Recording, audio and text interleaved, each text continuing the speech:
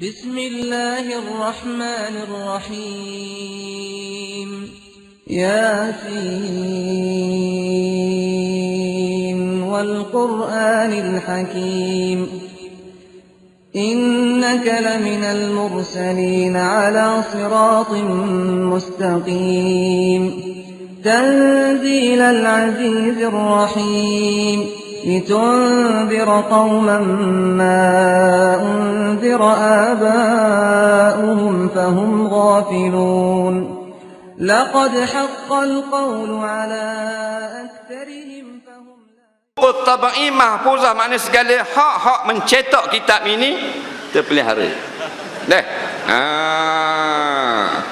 Sebab tu orang tanya ulama, nak kita boleh kopi tak? CD orang buat, VCD orang buat agama, kemudian jual tanpa kebenaran. Ulama jawab haram. Makan tu makan haram. Tak percaya kita tanya tu. Nampak? Lepas tu kita nak beritahu malam ni, oleh kerana banyak sangat cetak kopok CD kita ni. CD kita ni bukan buat PT. Dulu kita boleh derma untuk 4 buah madrasah, 500 satu madrasah. Sekarang 100 pun payah.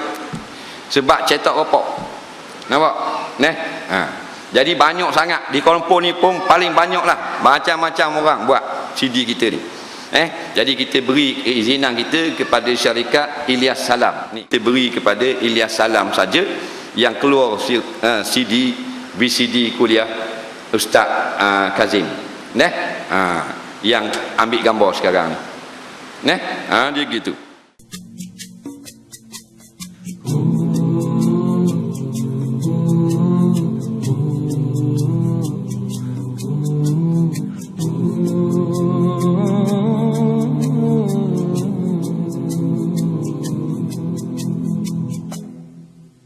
We once had a teacher of teachers.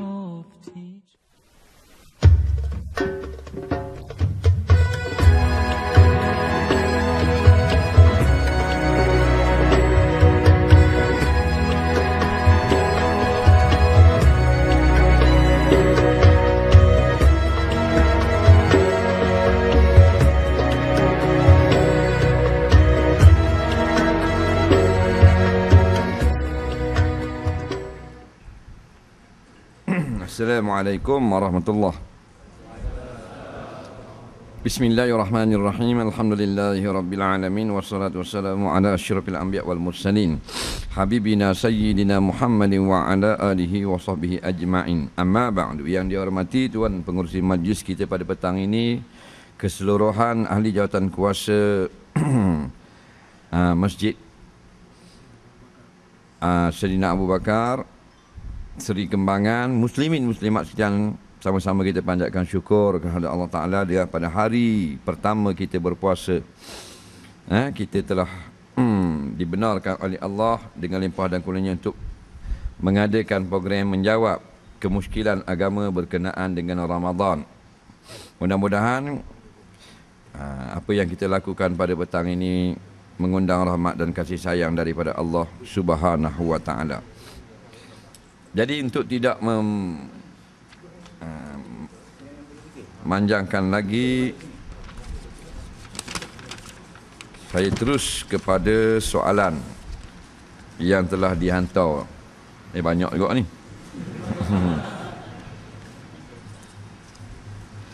Soalan yang pertama, betul ada orang kata kalau sahur tak perlu niat puasa, kerana sahur tu memang nak puasa.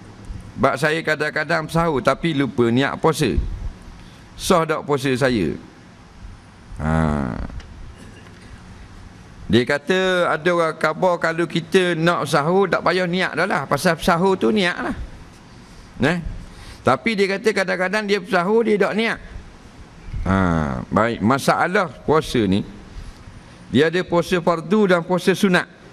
Puasa wajib ni, puasa Ramadan wajib niat pada waktu malam. Adapun puasa sunat, sunat niat pada waktu malam, boleh niat siang hari. Apa makna malam, apa makna siang? Hak tu kita nak tahu. Makna malam ni min ghurubi syamsi ila tulu'il fajri, daripada maghrib sampai subuh, itulah malam namanya. Maka daripada hadis malam yubayyit tu, hadis siapa yang tak niat pada waktu malam, tidak ada puasa baginya. Ulama-ulama ambil hadis ni lah, tak sah niat kalau pada siang hari, melainkan pada solat pada puasa sunat. Jadi wajib niat pada waktu malam. Lepas tu dalam kitab-kitab fiqh muqarrar, kitab-kitab perbandingan mazhab pun ada sebut. Nampak? Mahalluhu, tempat nak niat puasa ni fil laili, pada waktu malam. Benda makna malam, kita buka kitab Lisanul Arab. Dia kata malam ni min ghurubi syamsi ila tulul fajar. Maghrib sampai ke subuh. Jadi mana-mana maghrib sampai subuh kita niat, itulah malam. Maka sahlah. Kerana mahalluha al-laili, tempat niat itu pada waktu malam. Sama ada sedang makan, orang buka puasa, dia makan nasi tengah kunyak niat puasa, sah. Kerana waktu malam. Tengah rokok mayang garik, niat puasa esok hari, sah juga. Cuma ulama kata makruh niat puasa esok hari dalam sembahyang. Kalau niat dalam takbir, rosok takbir, faham? Tengah terima wak isyang, sah juga niat, tak ada masalah, asal waktu malam. Kemudian niat tu makna qasdu syai', kita qasak untuk menunaikan sesuatu amalan. Nampak tak? Jadi niat mengerjakan puasa, kita ada niat nak mengerjakan puasa esok hari, niatlah namanya tu. Lepas tu ada orang kata pula, dah kalau kita nyahu tu niat puasa tu. Jadi hak tu sendiri pun kita boleh jawab. Bila kita nak makan nasi tu, kita niat puasa ke niat nak makan nasi? Niat nak makan. Kadang-kadang terlintas nak puasa esok. Ini yang dikatakan oleh ulama-ulama, siapa yang bersahur, kebanyakannya akan terlintas perasaan nak puasa esok hari, maka itu sudah dikira niat. Bukan makna bersahur itu maknanya niat. Kawan dia ni kata sahur ni makna niat dah. Ini sudah salah.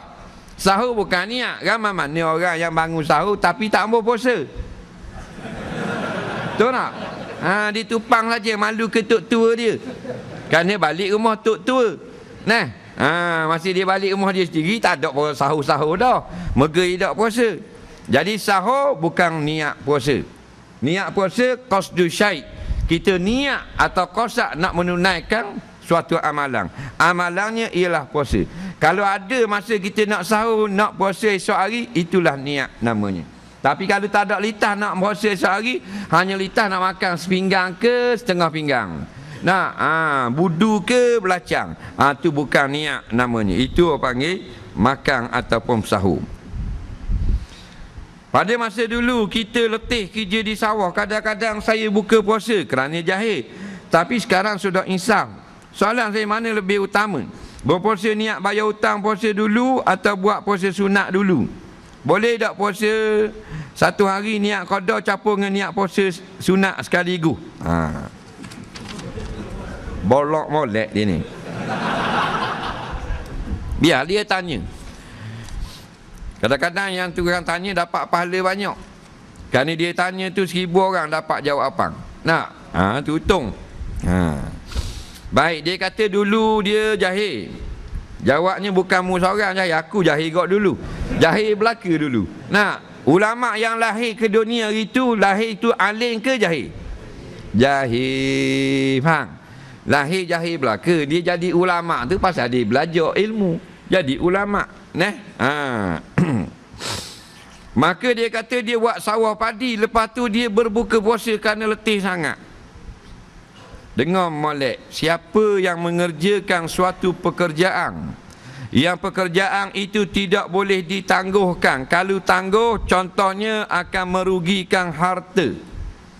Contohnya dalam kitab-kitab fiqh dia sebut siapa yang menanam padi sampai masa nak ketang padi bulan puasa, maka kalau dia berpuasa tak boleh nak ketang, tak larat. Kalau berbuka boleh ketang padi. Dah kalau dah ketang kita puasa juga, ketang lepas raya ke mana? Lepas raya jeng ke padi-padi.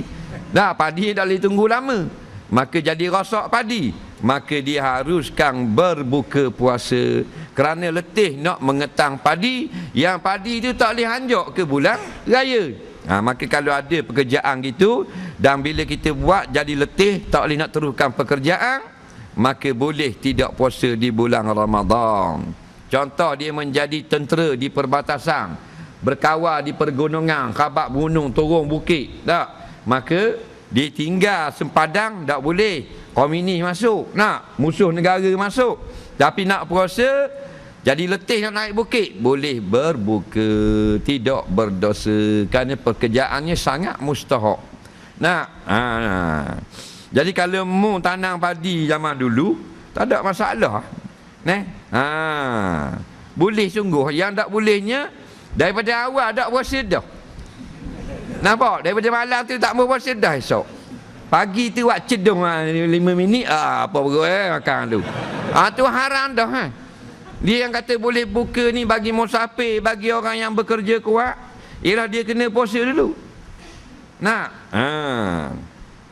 jadi kena pandai-pandai kiyah, jangan lebih-lebih kurang.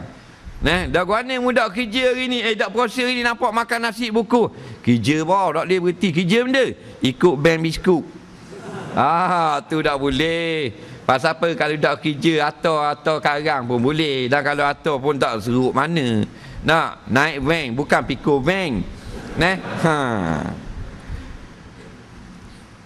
Kemudian dia nak gabung puasa qada dengan puasa sunat.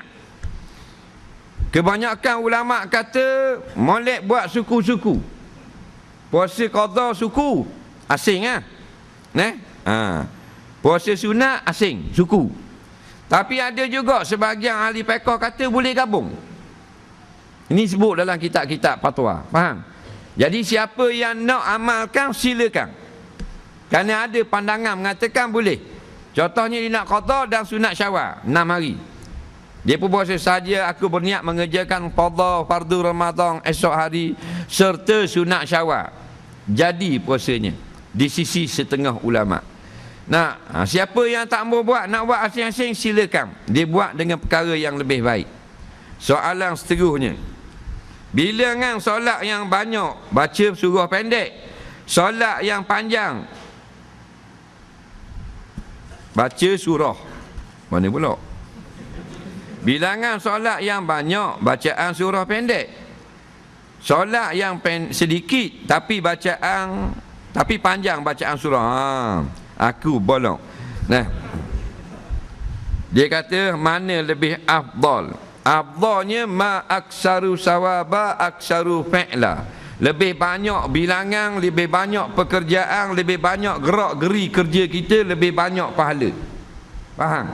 Cuma ditanya bacaan Quran di mana paling afdal? Ulama jawab di dalam semayang paling afdal. Nampak?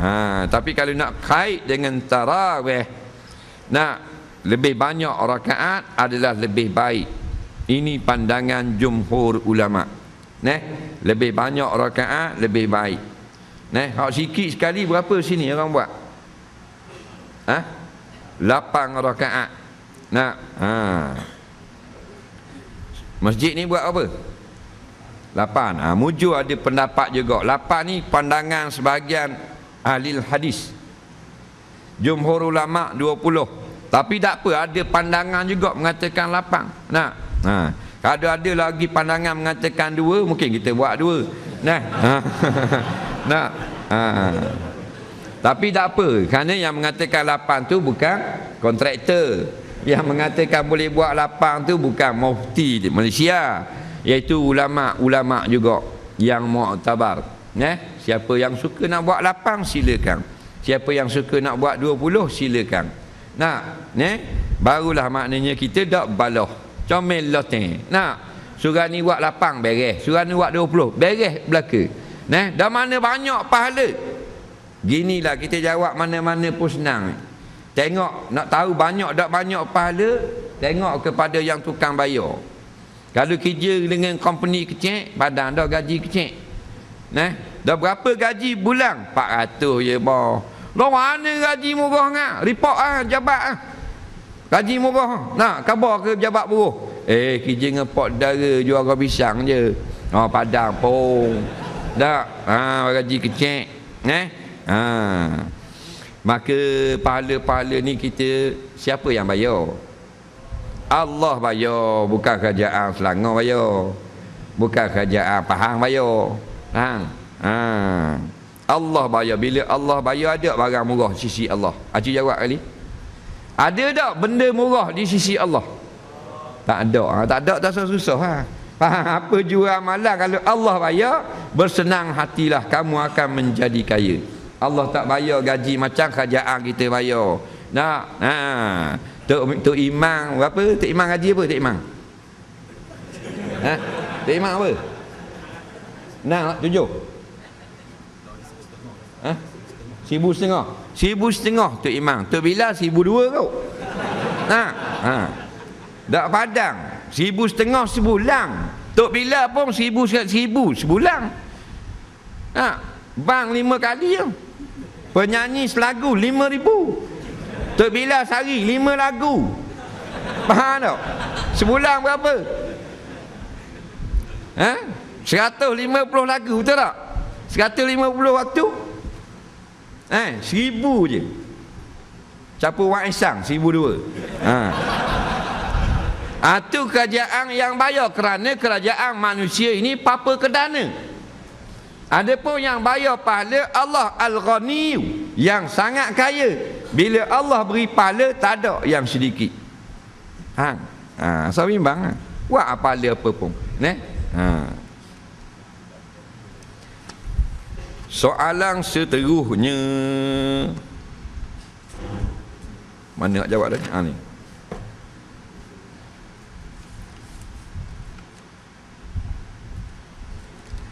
Kawan saya bangsa Cina, dia kata kalau ada orang kena aksiden, perlu darah, masuk darah bangsa Cina apa macam? Apa hukum dia?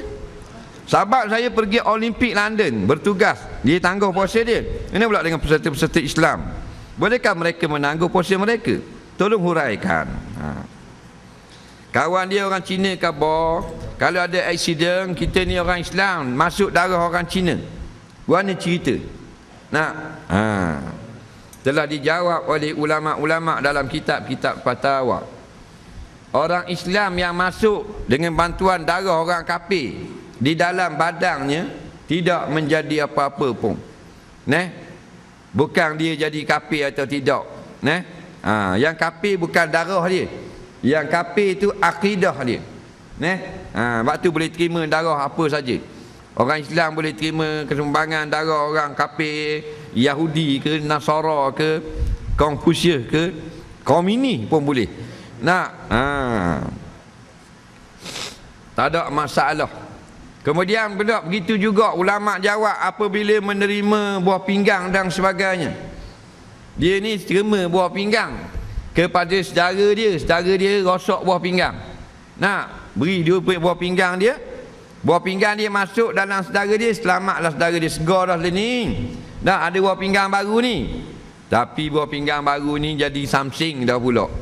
Mainan buah ekor, minum arak. Nampak? Adakah tuang kita hak lama tuang buah pinggang tanggung dosa? Dah. Tuang baru tanggung dosa. Nampak? Gitu juga dengan darah, tak ada masalah. Walaupun darah jahat sekalipun, dia tidak jadi jahat. Dia yang kata keturunan jahat, hak tu bukan darah, hak tu air mani. Faham? Sains panggil benda kromosom. Nampak? Samsing. Mu ni samsing macam ayahmu kau. Tu bukan darah. Faham tak? Daripada seng, orang panggil, kerana panggil seng.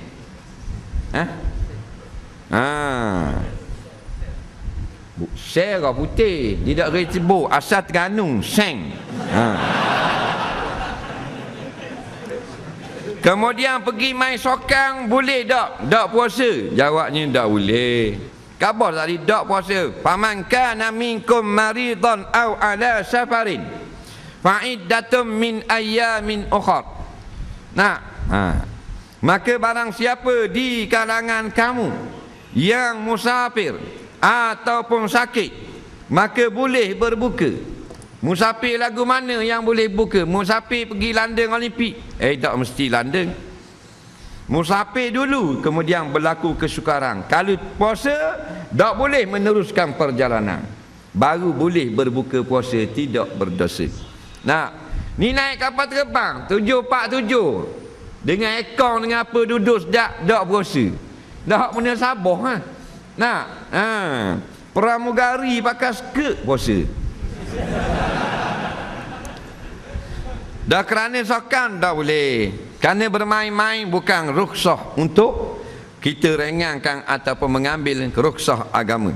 Nah, dia mesti perkara yang perlu.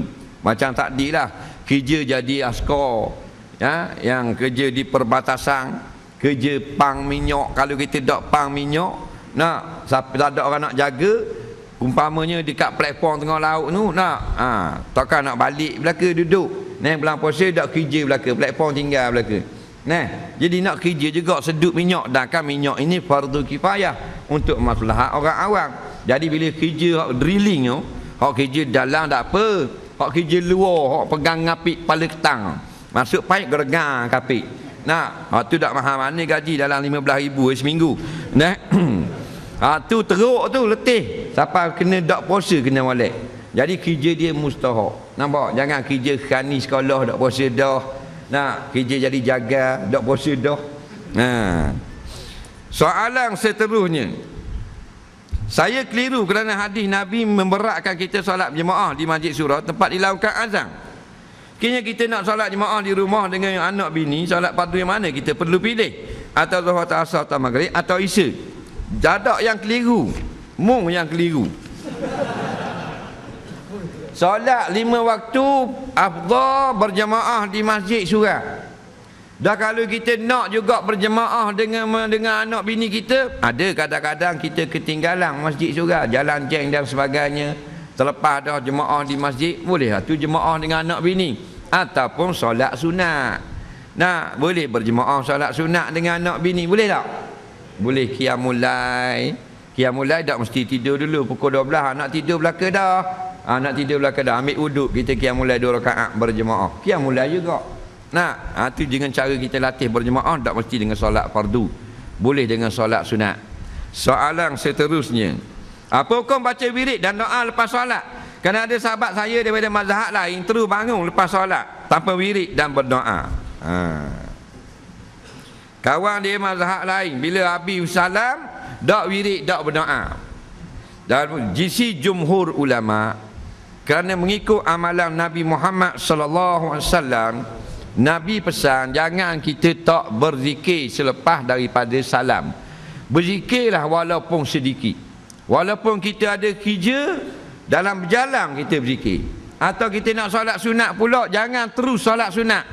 Fi kulli duburin minal maktubah zikrun. Tiap-tiap habis kita semayang 5 waktu, ada zikir di sana. Batu dalam hadis ni kita dengar Nabi lepas salam, Nabi kata astagfirullah. Dalam hadis yang lain lepas salam pula, Nabi kata la ilaha illallah. Ada hadis yang lain pula semayang asar, Nabi sebut subhanallah. Nah, jadi tu imam lain ni dia campur semua hadis, jadi panjanglah wiridnya. Asalnya dia berasingan. Cuma ulama pesan bid'ah lepas salam terus keluar. Ini adalah bid'ah, bukan amalan Nabi Muhammad sallallahu alaihi wasallam. Nabi tak pernah tak berdoa walaupun pendek. Katakan kita ada kerja, mustahak tak? Lepas pada salam, kita nak wirid dengan imam lama sangat, maka kita baca pendek sudah. Astaghfirullahalazim, astaghfirullahalazim, astaghfirullahalazim, dan berdoa walaupun sepatah. Nah, itulah amalan Rasulullah sallallahu alaihi wasallam. Kawan dia ni bukan mazhab jumhur ulama ni, mazhab malah berzikir.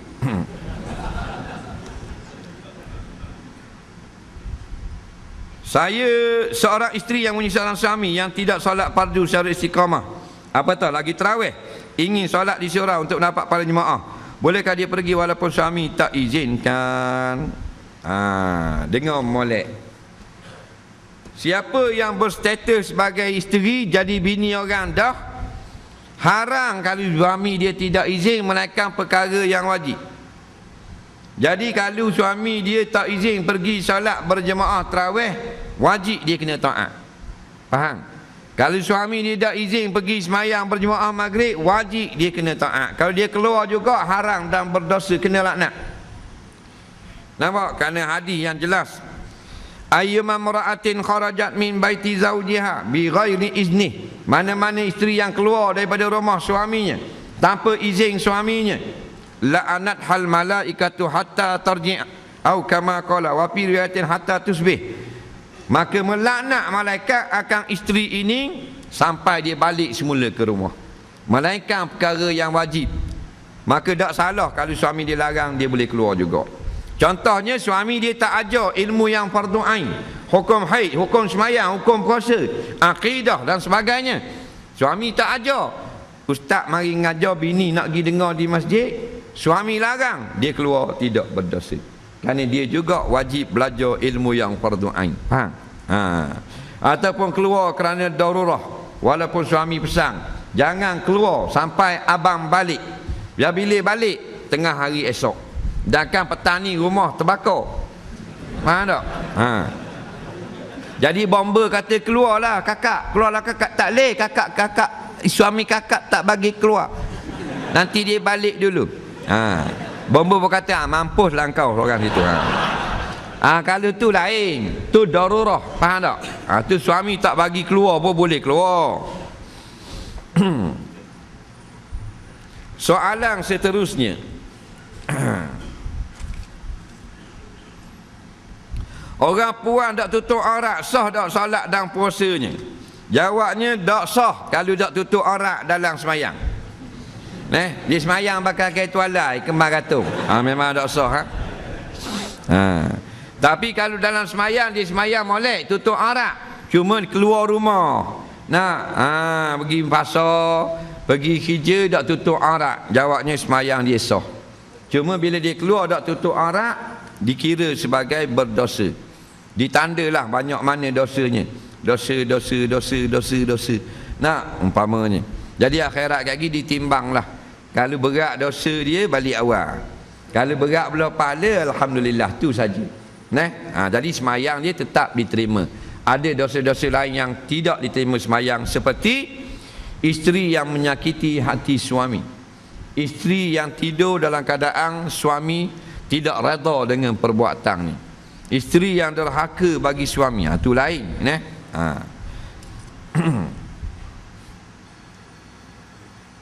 Orang yang tidak salat tapi dia puasa, sah ke tak puasanya? Jawabnya sah. Kerana syarat sah puasa ialah orang Islam akil balik, tidak ada halangan seperti haid, kemudian pula berniat pada waktu malam dan menahan diri perkara yang membatal daripada subuh sampai maghrib. Tidak ada disyaratkan kena semayang. Nampak? Cuma puasanya tidak diterima dan tergantung. Kerana semayang Nabi kata as-salatu imaduddin. Solat itu adalah tiang agama. Lepas bubur tiang baru kita masuk atap nak buat rumah, baru masuk dinding. Dinding itu puasa, atap itu haji, lantai itu zakat, tiang itu semayang, tanah itu kalimah syahadah. Ada tak orang diri rumah buat atap tu? Puasa tapi tak semayang. Haji ni tukang nak diri rumah ni, kat mana tiang nak naik diri ni? Haji kata kita tak usah naik tiang, sama-sama kan diri tiang dulu, kita buat lain dari yang lain. Lain guna pula abang Haji, kita lap atap dulu. Lepas tu kita bola atas, bola dinding, last kali masuk tiang kat bawah. Mana tak? Pomeh pula. Tukang kata Haji ada minum air daun ketung ke? Mana tak? Main benda, bubuh atap dulu, orang tiang lah dulu. Orang gila bubuh tiang dulu. Maka kalau tidak ada solat, habis segala amalan, tergantung tidak diterima. Kerana Nabi sebut jelas, wa in saluhasa iru amali wa in fasadasa iru amali. Jikalau ada solat itu molek, maka molek segala amalan yang lain. Tapi kalau solat itu fasadat, solat itu jengkreng, solat itu rosak, maka habis rosak segala amalan yang lain. Dia titik tolak dia atas solat. Soalan seterusnya, betul ke puasa lepas 15 Syakban haram? Ya, betul di sisi mazhab Syafi'i rahimahullahu ta'ala. Di sisi mazhab Hambali tidak haram. Imam Ali guna hadis Muslim yang mengatakan boleh puasa lepas 15 Syaban. Faham? Imam Syafi'i guna hadis khamsah, 5 orang riwayat yang mengatakan tak boleh semayang, tak boleh puasa lepas 15 Syaban. Inilah pandangan yang berbeza di kalangan ulama. Siapa yang nak amalkan tak mau puasa, silakan. Nampak? Tak usah duk baloh. Cuma kita jawab ni atas kalau kita ngaji mazhab Syafi'i. Kita royak mazhab Syafi'i. Ustaz pernah mengatakan hadas kecil automatik terakak bila kita mengangkat hadas besar. Apakah syarat dan bagaimana caranya? Siapa yang mengangkat hadas besar, maka hadas kecil terangkat. Faham?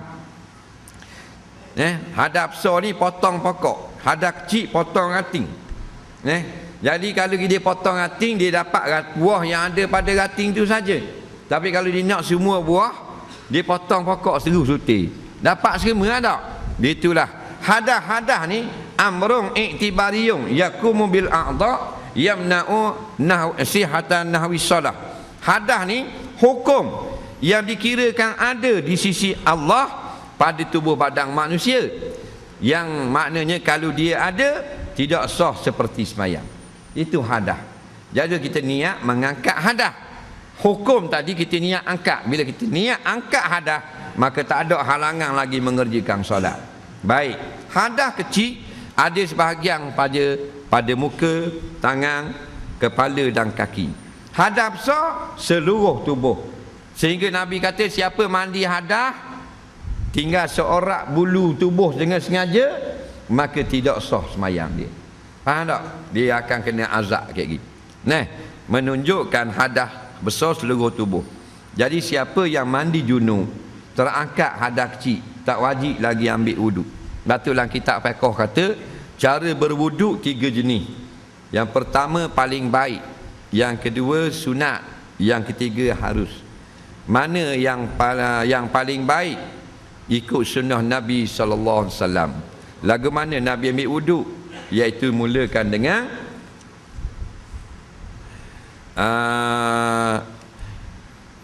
Nabi mandi junub, Nabi ambil wuduk dulu. Faham? Lepas Nabi ambil wuduk, baru Nabi mandi hadas. Itu cara sunnah terbaik. Yang kedua cara tu sunat, macam kita duk buat. Mandi junub tak? Mandi apa mandi? Nak keluar bilik air baru ambil wuduk tak? Cara tu sunat. Mana yang harus? Mandi saja, niat angkat hadas, tak berwuduk lagi. Hukumnya harus sahaja. Dah sah tak semayang? Sah, tak ada masalah. Kerana bila terangkat hadas besar, hadas kecil juga terangkat. Faham? Dengan automatik. Tak payah tekan kelah.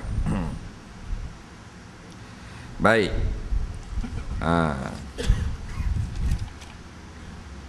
Imam baca tak berapa betul. Adakah makmum wajib mufarakah?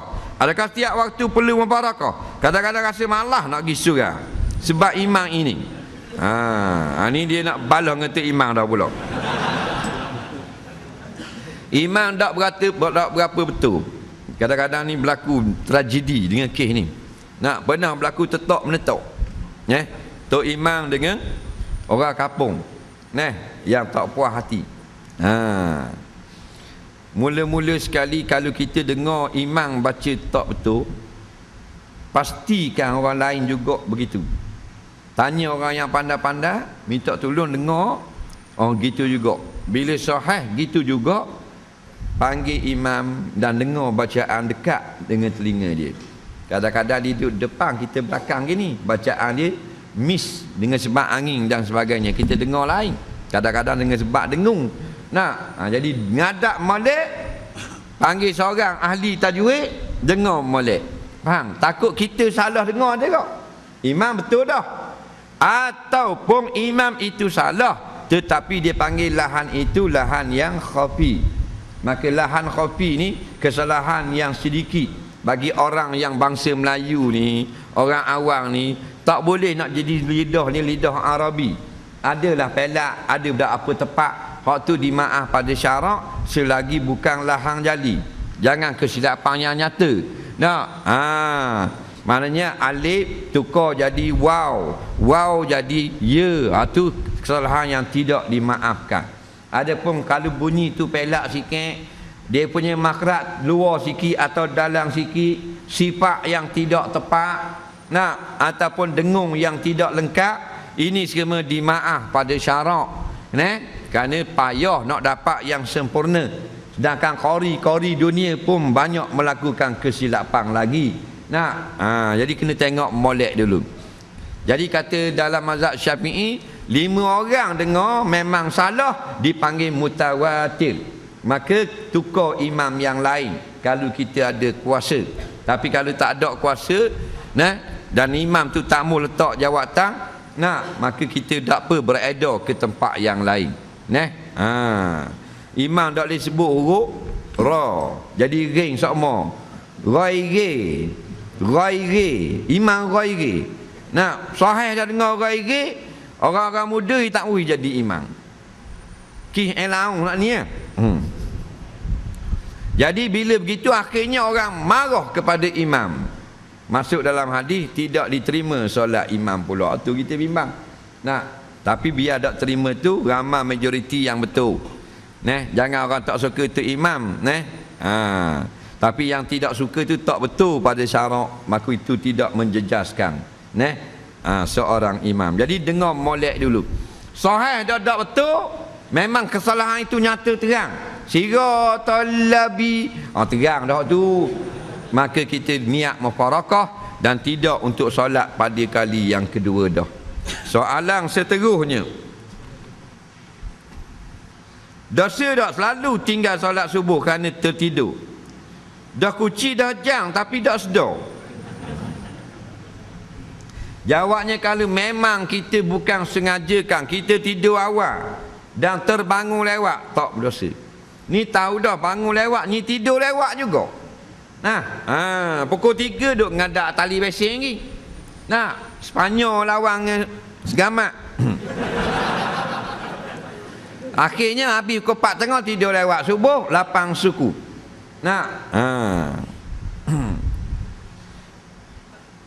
Jadi kalau bukan sengaja sungguh, bukan kecuaian sungguh, tidak berdosa. Dah kuci jang dah, tak dengar juga. Depo jang beli yang kecil itu maiding. Why pay more? Nampak tak? RM9.50. Bunyi tidur. Kau sedap tidur. Beli hak loceng ada atas luar. Kan ada loceng, jang bulat, patut ada loceng duduk atas. Patut ada tukur je. Tang. Tu beli. Kalau tak kejut juga, beli bung bola napal dia.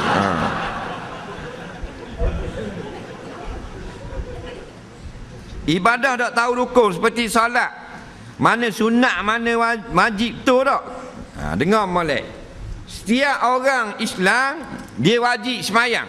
Sama ada laki-laki, perempuan, tua, muda. Bila dia wajib semayang, dia wajib belajar bab semayang. Dia antaranya dia mesti kenal rukun dan sunat. Kalau ada orang ngajar rukun dan sunat semayang, dia tak pergi belajar, maka dia berdosa kepada Allah. Baik, katakan dia tak tahu juga, dosa dah lah. Dah semayang dia sah tak tahu rukun yang sunat ni, tak mahu mana rukun mana wajib. Jawabnya sah. Ulama jawab, jika dia buat betul belaka. Tapi kalau dia buat tak cukup, tidak sah. Kerana ulama tulis rukun 13. Katakan, bukan dalam hadis ada sebut rukun 13. Dalam hadis hanya kisah seorang laki-laki yang Nabi ajar satu persatu semayang. Jadi ulama buat nombor untuk mudah kita belajar. Siapa yang boleh sebut satu-satu rukun, boleh hurai panjang lebar, dia terbaik. Siapa yang tak boleh sebut tapi dia buat tu betul, sah dah semayang dia. Cuma kecuaian kita saja, jahil dalam bab perkara-perkara yang penting dalam agama. Baik. Sebelum kita teruskan program, kita lancarkan kutipan derma untuk pembangunan aktiviti surau Sabas sepanjang Ramadan ini. Surau Sabas ni surau Sayyidina Abu Bakar As-Siddiq itu ni lah. Dah tak apa kita panggil masjid tadi. Masjid pun tak apa juga. Kalau tuan ni nak pahala lebih, niat buat masjid, tukar jadi masjid. Faham? Dah kata dah kerajaan marah, dah marah-marah niat masjid. Faham tak? Ingat lain kali siapa nak buat surau, tak payah niat buat surau, niat buat masjid. Bila niat buat masjid, jadi masjid ke jadi surau? Jadi masjid. Bila jadi masjid, tak ada khilaf ulama lagi. Kalau surau masih ada perkhilafan di kalangan ulama. Faham? Mazhab Hambali kata surau ni masjid dah. Mazhab Syafi'i kata tak, surau masjid. Jadi masalah iktikaf, masalah solat, tahiyat dan sebagainya. Ingat lain kali nak buat surau, jangan teruskan niat tapi nama tukar, niat buat masjid. Nak dah kata kena ada permit jabat agama, tu nak sembahyang Jumaat. Faham tak? Ada pun nak namakan masjid atau surau, tak payah permit lah tu. Dah niat letak nama surau dah ni, tukar nama masjid. Siapa boleh tukar? JKK. Dalih tak ada kuasa dia. Orang yang jadi tuang surau ni. Faham? Sebaik-baiknya tukar biar nama masjid. Letak tukar nama di apa? Di papan tanda pun tak apa juga. Masjid Sayyidina Abu Bakar As-Siddiq. Macam mana? Mari orang jabat agama dah. Mana pun nama masjid pula kan surau ni? Kita jawab peduli mung. Tu tak? Mu karaoke mu nak kacau surau, tukar nama mu nak kacau dah. Ke mu nak kena siku ni? Dia pun lari. Sorry. Tapi tak agak, langgar tak agak. Terengganu cakap banyak. Terengganu kalau nak buat surau, nak buat pondok, nak buat madrasah, mari lalu jabat. Nampak? Mari lalu. Ada permit nak buat pondok. Padahal pondok ni nak buat mengaji agama, meneruskan kecemerlangan ilmu-ilmu Islam daripada zaman dulu. Patut mari orang jabat tanya, nak buat benda, nak buat pondok. Nak perlu bantuan, kami bantu. Baru betul tak? Tak, tanya ada permit? Tak ada permit. Kami beri tempoh 2 minggu. Kalau tak dapat permit, kami sodok. Utuh. Hodoh. Tu Terengganu. Dia ingat bumi tu hak tok dia, ingat tok ki dia pakat buat. Kutik derma. 2 orang lagi kutik. Kutik biar rata gitu. Hari pertama kita puasa derma dah. Berkat puasa kita hari ni. Derma ni murah rezeki, betul tak? Siapa yang suka menderma, murah rezeki. Derma pula awal Ramadan. Mana tahu murah rezeki kita naik pakat tahun depan. Sebab kita derma hari ni. Murah rezeki ni banyak masa. Murah rezeki ni bukan mesti duit je. Kadang-kadang dengan kenderaan. Mana tahu hari ni kita beri RM10, tahun depan kita dapat tukar kenderaan daripada motosikal kepada Myvi. Betul tak? Atau mana tahu orang yang beri RM50 hari ni, maka lepas raya ni dia boleh berkahwin seorang lagi. Mana Tok Imam? Boleh? Imam ada bini lagi? Ada dah? Seorang? Dah bila nak jadi 2? Lepas raya? Ya dah. Tengok pada janggut gini tak berani. Sambil menderma, sambil kita mendengar soalan yang telah dihantar. Kemudian petugas yang telah mengutip derma tadi sila pulangkan balik apa yang telah dikutip. Jangan balik terus gitu. Soalan seterusnya, pukul berapa nak berhenti ni? Jangan. Saya buka puasa 6.30 dah. Saya berhenti 6.30 sini. Kena buka puasa di Putrajaya dengan Ayahanda Jid.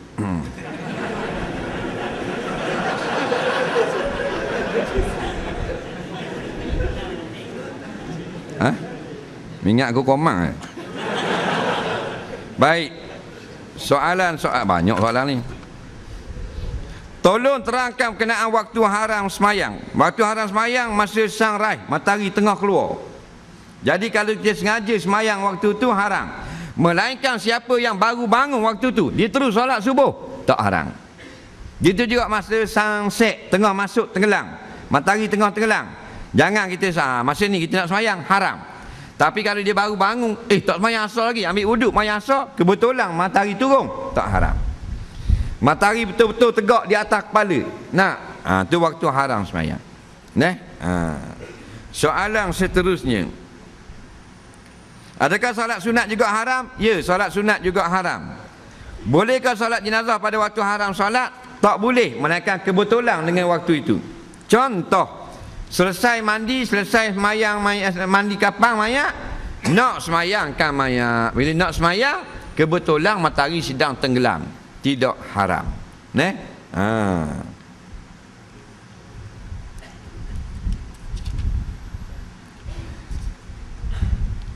Boleh tak laki-laki perempuan minat ceburi bidang perfilman lakonan sekaligus menjadi pengarah filem Islami? Apakah batasan pergaulan mereka?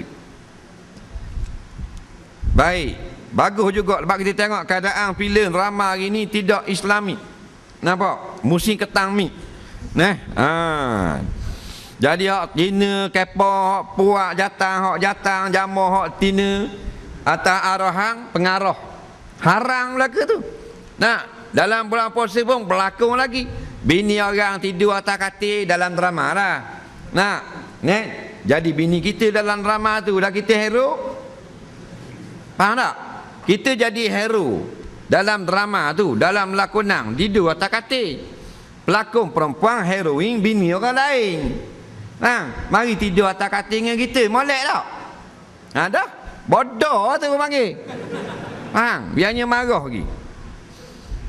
Bukan kita nak jatuh, tidak, supaya ambil inisiatif lah. Bukan dia larang drama Islam ni, bukan dia larang filem, tapi ada panduan. Tak salah buat adingan atas katil. Atas katil boleh buat adingan JKK dengan Tok Imam. Tak apa lah. Saing borang Islam. Tak kan dah hangat. Ni asal sikit buah atas katil puang. Asal sikit buah atas katil. Orang kata haram peluk saya tak boleh pasal ni skrip. Mu jawab gitu dalam kubur. Mu kan nak kata guana mu peluk orang gitu. Atas arahan sebab benda kan haram kata. Dia kata tak pasal saya tak redha tapi pengarah yang suruh. Nampak? Kata muka laki pengarah tak pengarah mai sini dulu. Kepuk pergi syuting. Jadi boleh, tak ada masalah. Kerana Islam ni bukan agama anti sosial, bukan. Dia agama yang cukup sesuai dengan manusia. Nak filem, buat filem Islam. Asal sikit filem bak orang puang. Tak ada filem lain boleh. Tu kata cakap banyak pembuat filem Malaysia ni. Cerita nak beranak. Cerita Tamil ada, kisah UFO. Mula-mula ada planet. Kita duk main cerita anak beranak rumah tangga saja. Lepas tu duk berasa filem kita hebat. Filem hang rumah tangga, hatuk tua kena kejar di natu. Buka TV 2 pula, kasih pula main kayu 3.